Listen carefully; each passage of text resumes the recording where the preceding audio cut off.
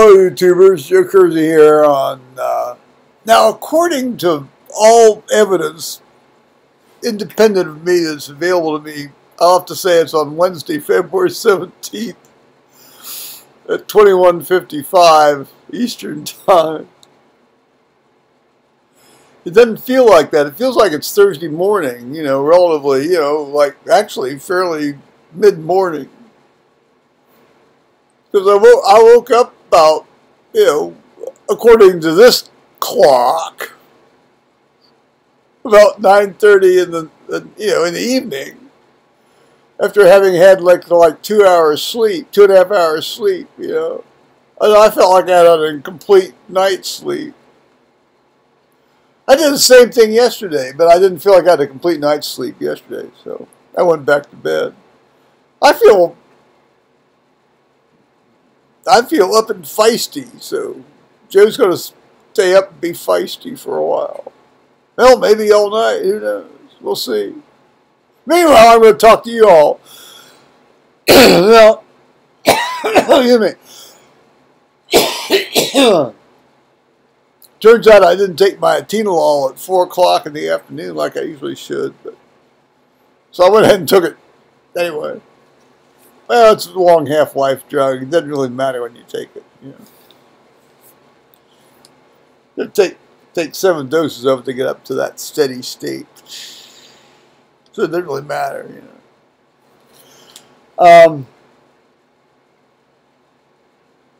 Now, yesterday I Skyped for a while with my good buddy Tony Pincham over in the United Kingdom, and he's been starting treatment for his hypertension, his high blood pressure. But the topic on which I fancy myself something of an expert, given that I have pretty good hypertension myself, and given that it's carried away most of the men in my family at a fairly young age. Well, that's not quite true, because in one branch of my family at a young age, because some of the other guys have lasted into their 90s. I always say I've got a 6 out of 8 chance of making it into my 90s. Plus, I've had a certain amount of, how should we say, external reassurance that I will make it in my 90s. But you've got, one guy almost made it within 2 weeks of being 100. That's the guy who was in the Civil War, and a prisoner of war at Andersonville. And then you've got, most of the Kersey folks made it into their late 80s and 90s, So, I've always said I've got a pretty good chance anyway, just on sheer, longevity numbers, It's the great-grandparents that you really need to look at. In any case, it doesn't really matter, because I've been told, I also was not told to just let everything go to hell. You got to sort of take care of yourself.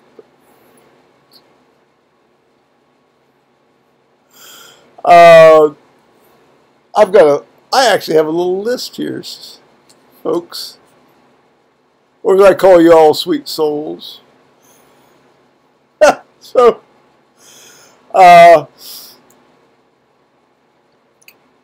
Tony and I got talking about, he's told me about this friend of his before. And it's an older guy that got,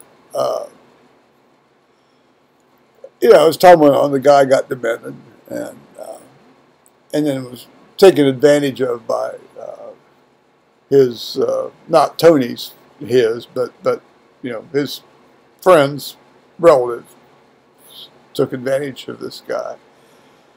To the point that they, sort of blocked all contact between him and Tony, and they, that sort of falls under the general categories. I've written it down here: dementia state tricks.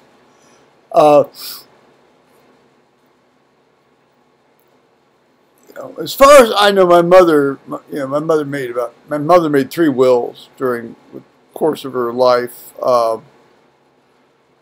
The first one she made before my dad died, back in the late 1960s, mid 1960s.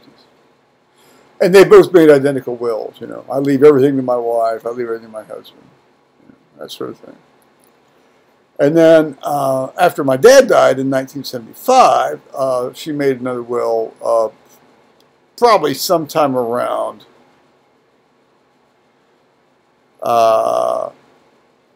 well, no, she made 2 wills between. After my dad died, she made 3 more wills. The first one was one of these sort of generic wills, leaving half to me and half to my sister. And then, I don't know whether this one said without regard to joint account. I think that's where she started putting a lot of stuff into joint bank accounts. And then she started putting a lot of stuff into joint bank accounts with my sister. Joint tenants with right of survivorship on the bank accounts. And then I think she made another will. It was sort of the same generic kind of will, but said, specifically referenced, that the only stuff that should go through probate, of course, is anything that's not in a joint bank account. Anything in a non-joint bank account, would be half and half between the, so she always kept about $20,000 in a non-joint bank account, so that at least it would be like a little bit of something for me. Okay. And then there was always the land, the farm, and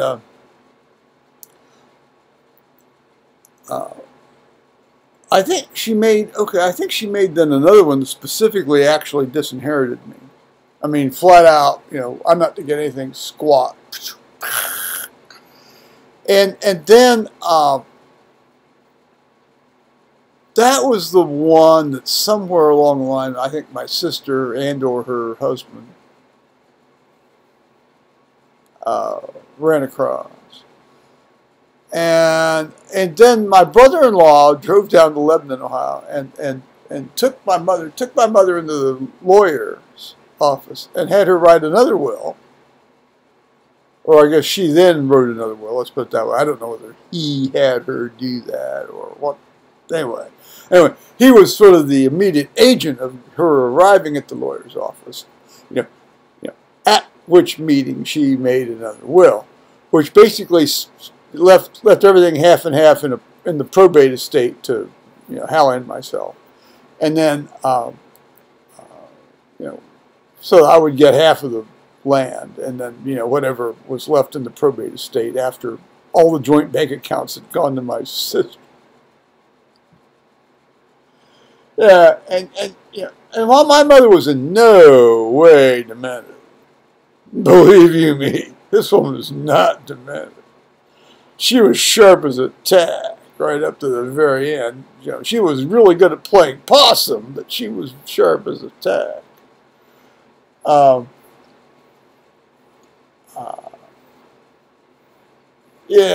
I think, if I had wanted to really contest things and make an asshole of myself, I could have made a good case, but I didn't want to relate to my sister that way.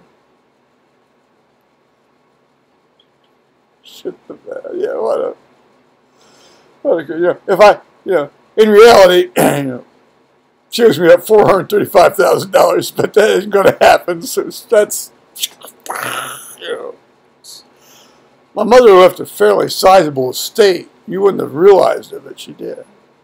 I think it was like $1.3 million.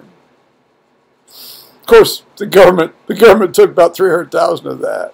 The state, let's say the feds took $260, and the state, I just want to know how it's still in the state tax. The state took about $70,000, maybe not quite $70,000. It's our government helping you. Actually, it's my mother and dad helping you in that circumstance.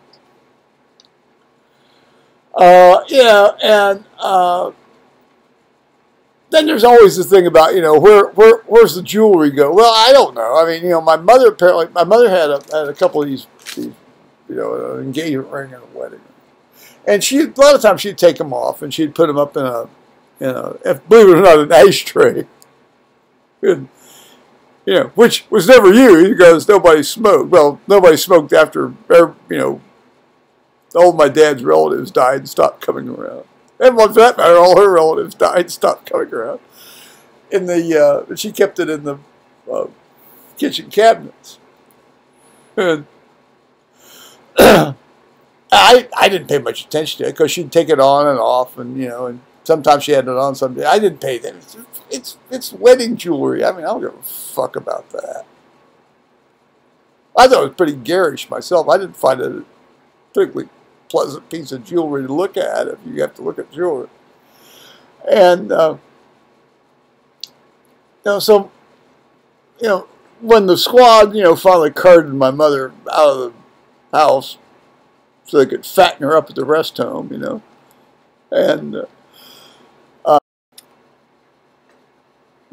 apparently the computer didn't like what I was saying, so it cut me off. Anyway, as I was talking about, this jewelry, and as far as I know, when my mother was carted out by the squad, she had these things on her hands. Her nanger, as I like to call it with my son, we call her fourth finger nangers, our nangers, fingers and we're nangers. And I'm paying attention to it.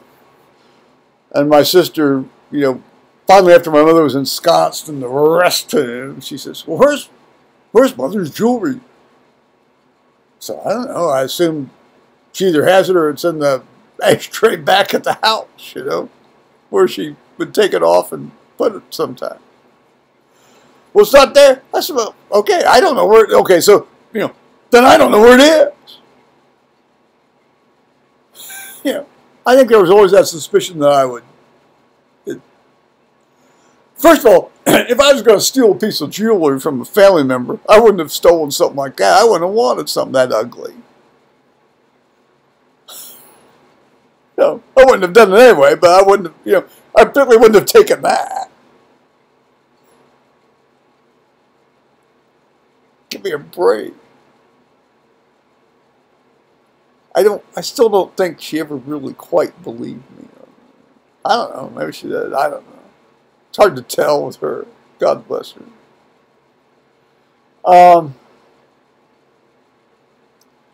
Which gets me then, it's the same sort of, if you ever get Paul rolling around on that issue, sort of this thing, mom's jewelry, mom's this, mom's that,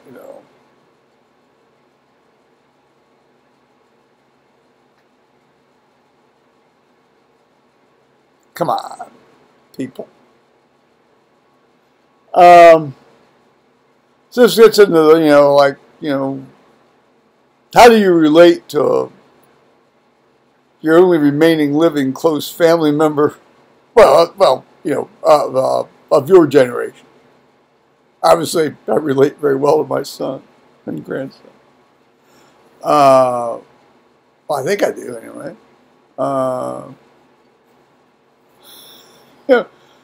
People say, "Well, Doc, you should have sued her ass." I said, I didn't want to relate to my sister that way, in a lawsuit. And actually, given Ohio law, I wouldn't have prevailed anyway, so it'd been pointless. What's in the will and what are in the joint bank accounts determine it all. So I'd been shot of luck. Now, the only issue would have been, did my brother-in-law coerce her, when she was getting, close to, being incapacitated from her, hunger and starving herself and so forth. That would have been a legitimate issue, and that could have been litigated. Yeah, I didn't want to relate to my sister that way. It was like lift the anger from my heart. It's like when my mother, hated my guts. Lord, lift the anger from my heart. And you pray to God and lift the anger from your heart, and He did. And it's like saying with my sister and all that stuff. Pretty much. Because she could have put all that joint bank account money into the estate, and it could have been split up that way. She didn't do that. You know, Lord, lift the anger from my heart, and He did. That doesn't mean you're going to forget about it, but just the anger's gone. If anything, now it's kind of funny to laugh about, really.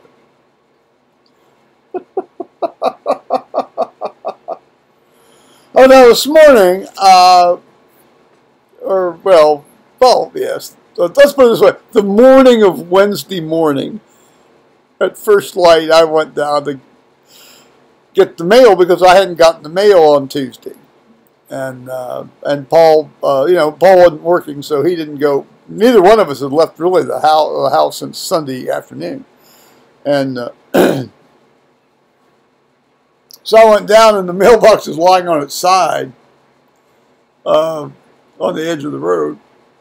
Well, off the edge of the road, actually. And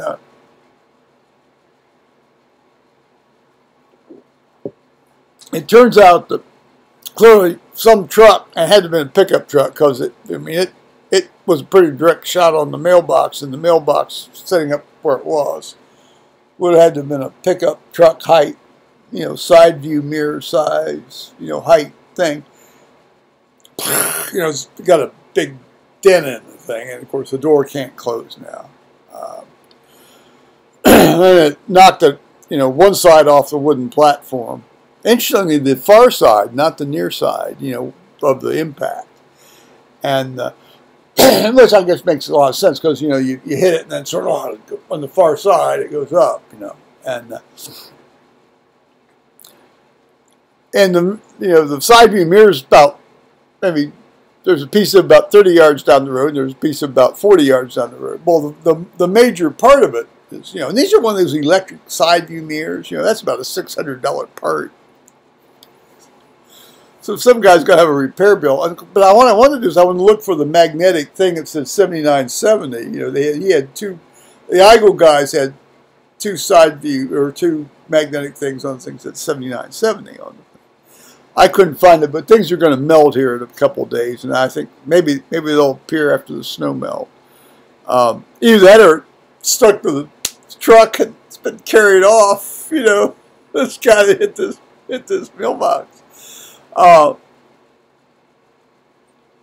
I thought, well, maybe let's just wait and see if we get, but I need to go down to this wrap furnace tape around the thing anyway, just to hold it onto the platform. But I thought I'll wait and see if we got mail today. Well, we didn't get any mail today.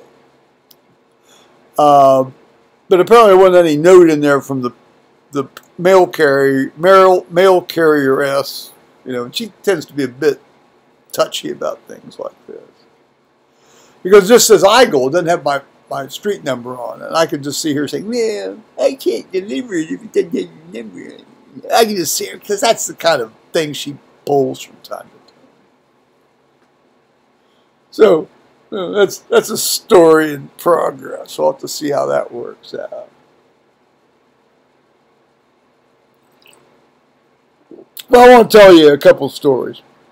One, and as always, I'll tell you a story, and then I'll tell you the other story at the end.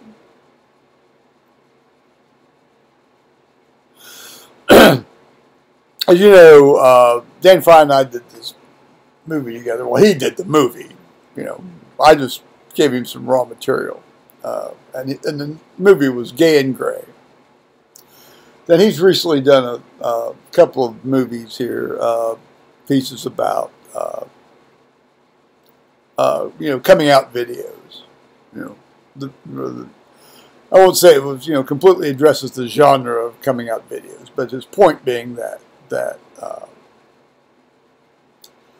a lot of times the guys that now come out are influenced by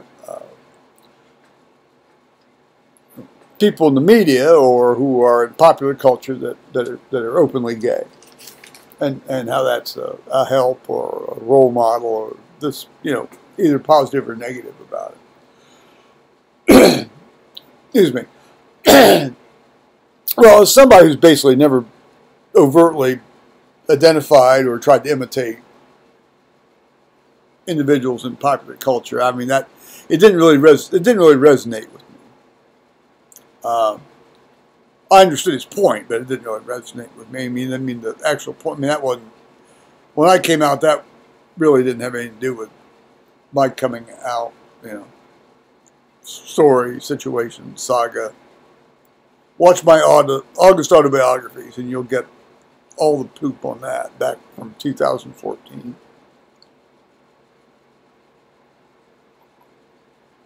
Having said that, I think, he did leave a legitimate criticism of my criticism or remark that I was not really understanding his point. And I wasn't, actually. I wasn't. I was projecting my distaste for popular culture onto his remarks, and I was wrong to have done that. And he was correct to have pointed that out, and I appreciate him doing that. So then he's done a new piece here yesterday. Well, not yesterday. Early this morning. If I'm taking my calendar here on the top of the toolbar on my Apple computer correctly, and and he's talking about how it is important to when people come out, it's always a huge deal under any circumstances for them, and doing the video about it is now a new way to do it. And excuse me, and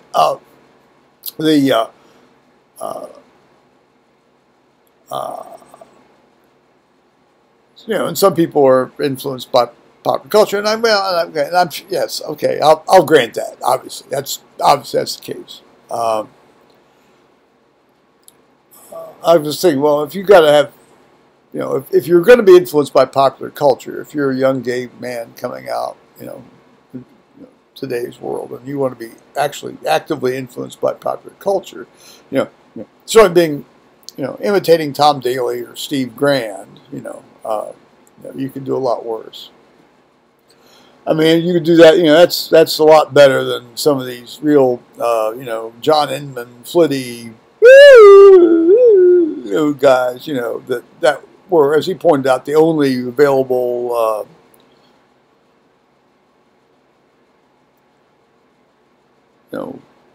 icons in popular culture, back in the 70s, late 70s and mid 80s. No, you've got guys that actually act like guys now, Yeah, no, it's very politically correct to say that nowadays, but that's the case of the matter.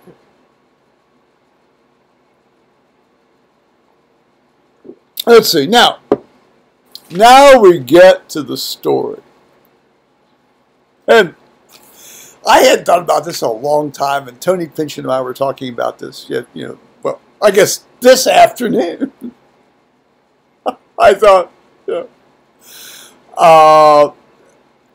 when 1979, I'd always said to my mother and dad, when I get enough money, I'm going to either take you or send you on a trip around the British Isles. My dad particularly wanted to go to Ireland, actually. Sadly he died, but my mother was still alive. And so 1979, September of 1979, I took her over to Great Britain for 3 weeks.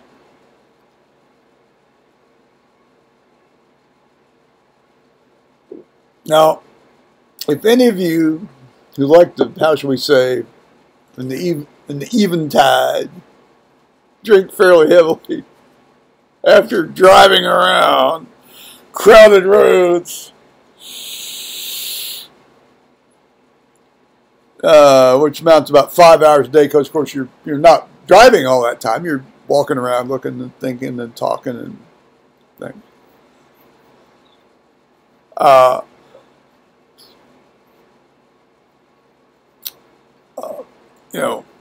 My mother would generally stay in the bedroom, and I'd go down and try to drink for about 3 or 4 hours before I came back after this, in the evening.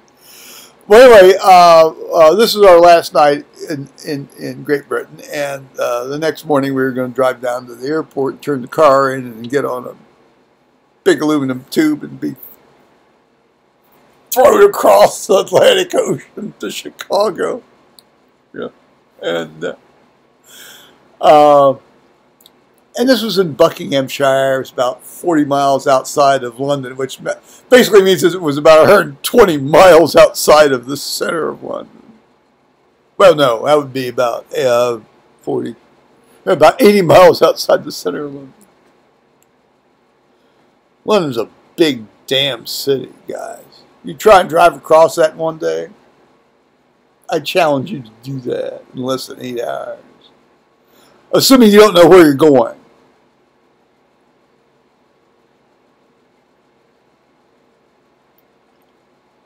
And I don't have the knowledge. Anyway, I digress. So here we are in this pub in Buckinghamshire. And by this time it's like the first week in October. And there's a fire going, and people have their dogs. Yeah, it's great. It's an older crowd. It's not like it's an older crowd. And my mother, this is the first time, my mother had actually joined me, in the pub, and she actually seemed very charmed by all this. Well, she ought to have been, shit. And so I actually got her to take a half pint, or at least just have in front of her a half pint of beer, which she actually had 3 swallows out of, which for her is a big deal. I mean, that's like her total alcohol intake for the last 20 years, right there. And that got her feeling mellow, because as she pointed out, she says, "I don't drink because I'd like it too much." One of the few times I got her to be honest about it. So here comes this guy over. This guy comes over. This is not a pickup joint by any means, by the way. If it is, it's a high dollar pickup joint. Let's put it that way. And this guy, of course, got the, it looks, it's like a stereotypical, quintessential drawing out of one of these English country life magazines. This guy comes over, and he's got like the vest and the tweeds and things. All was missing was a dog and a shotgun. And he's got he's bringing over one of these drinks they have. The dram measured drinks. And he puts it down in front of her. Says, "I see you're here with," let's see, how's she say? "You're here with your grandson." And she says, "Oh no, this is my son. He's taking me over." And she explains, And these two the two of them fall into a really neat conversation together. I was enjoying this immensely. This guy's trying to pick up my mom. And the George. In this town, I can't remember the name of the town, but it's in Buckinghamshire. And it's this guy's trying to pick up my mom. And at the end of this, he spent about an hour and a half, 2 hours. And it was fun. I mean, the guy was a very interesting guy to listen to. I had a good time, too. He wasn't trying to pick me up. Actually, under other circumstances, maybe I would have liked him to try to pick me up, too. He wasn't really my type. He was a nice guy, though. I wouldn't have turned him down.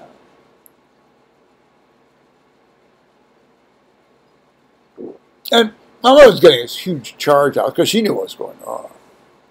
And I'm thinking, this is the first time I've actually seen my mother act like a sexual being. in my entire life. I thought that was one of the neatest little vignettes I've ever had happen, or I've ever encountered. I think that concludes the story here tonight, guys. So I'll say bye-bye, YouTube. Alrighty. Bye-bye, YouTube.